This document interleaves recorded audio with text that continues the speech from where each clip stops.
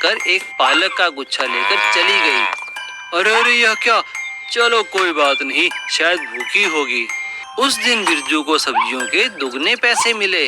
कुछ दिन बाद एक बार फिर से अपनी फसल गाड़ी में रख बिरजू मंडी जाने वाला था।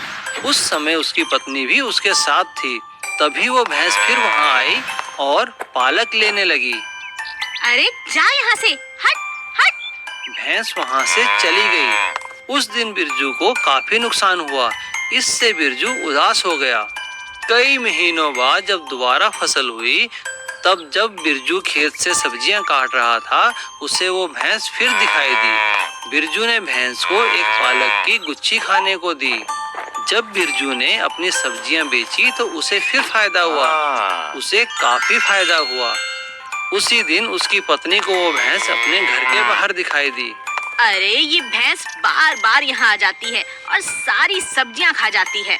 अब तो ये घर तक आ गई है, अभी भगाती हूँ इसे। बिरजू की पत्नी ने भैंस को मारकर भगा दिया। जब बिरजू घर पहुंचा, देखो आज मुझे फिर से अच्छी कमाई हुई है। लगता है यह सब उस जादुई भैंस के कारण हो रहा है। जब भी मैं उसे पालक खिलाता हूँ, मेरी कमाई दुगनी हो जाती है। हाय राम, ये मैंने क्या किया? मैंने तो उसे मार मार कर यहाँ से भगा दिया। सीख, कर भला तो हो भला। मुर्गी चोर।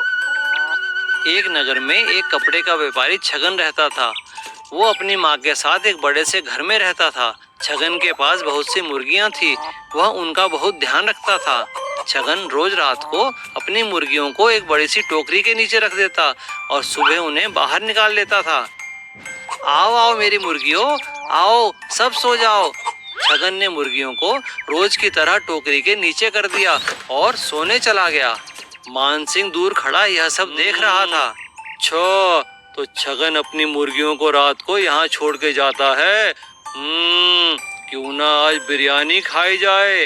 मानसिंह ने चुपके से टोकरी के नीचे से एक मुर्गी चुरा ली। ये क्या, आज एक मुर्गी कम क्यों है? कहाँ गई? रात को तो मैंने गिन के ही रखी थी, फिर एक मुर्गी अचानक गायब कैसे हो गई? छगन का एक दोस्त रघु उससे मिलने आया। क्या बात है छगन, तुम इतना उदास क्यों हो? छगन ने उसे सारी बात बताई। रघु, अगर आज रात को ऐसा हुआ तो मैं क्या करूं? छगन, तुम एक काम करो। और रघु ने छगन के कान में एक बात कही। ठीक है। रघु की बात मान उस रात छगन ने अपना कुत्ता मिंटू टोकरी के नीचे रख दिया। रात होते ही मानसिंह फिर से मुर्गी चुराने वहां पहुंचा। आज भी मुर्गियां टोकरी के अंदर है। आज तो चिकन की सब्जी ही खाऊंगा। जैसे ही मानसिंह ने टोकरी के अंदर हाथ डाला, मिंटू ने उसे काट लिया। अरे अरे, ये कुत्ता कहाँ से आया? अरे कोई बचाओ, इसने मुझे काट लिया है। आवाज सुनकर छगन बाहर आया और मानसिंह को देखकर बोला, चोरी करने आए हो? अब करो चोरी। सीख, चोरी करना गलत बात है। चुराया हुआ खजाना। एक गांव में दो दोस्त रहते थे। एक था कालू और दूसरा था वेद।